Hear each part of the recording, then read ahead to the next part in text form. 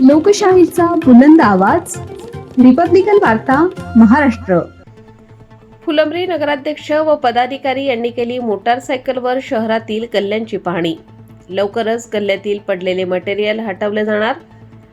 फुलंब्री नगरपंचायतमध्ये नुकतेच जनतेतून निवडून आलेले नगराध्यक्ष राजेंद्र ठोंबरे यांनी स्वच्छतेच्या दृष्टीने शहरातील गल्ल्यांमध्ये झालेले अतिक्रमण व गल्लीत लोकांनी केलेली अडचणची पाहणी केली. नगराध्यक्ष राजेंद्र ठोंबरे यांनी दिनांक 6 मार्च रोजी सकाळी नगरपंचायत कार्यालय अधिकारी, नगरसेवक व स्वच्छता ठेकेदार आणि कर्मचारी यांना घेऊन मोटारसायकलवरून शहरातील गल्लीबोळात जाऊन गल्लीतील रहदारीला होणाऱ्या अडचणींची बाबत पाहणी केली. त्यावेळी असे दिसून आले की शहरातील अनेक ठिकाणी नागरिकांनी आपल्या घराची बांधकामे केली व नंतर बांधकामातून राहिलेले साहित्य जसे की विटांचे तुकडे, वाळू, माती, घरांची मोडतोड केलेले मटेरियल दारासमोर गल्लीत तसेच पडून दिलेले आहे.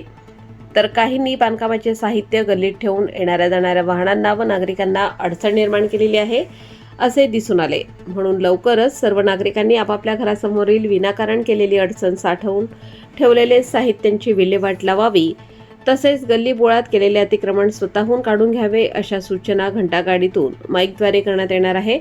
नागरिकांनी स्वतःहून आपापल्या घरासमोरील मटेरियल उचलावे, नसता नगरपंचायत उचलून ताब्यात घेणार आहे असे नगराध्यक्ष राजेंद्र ठोंबरे यांनी रिपब्लिकन वार्ता वृत्तवाहिनीशी बोलताना सांगितले.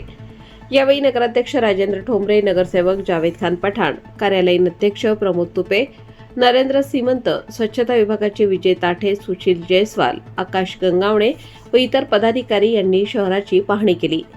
रिपब्लिकन वार्ता महाराष्ट्र वृत्तवाहिनीसाठी औरंगाबाद मराठवाडा उपसंपादक अकबर शहा.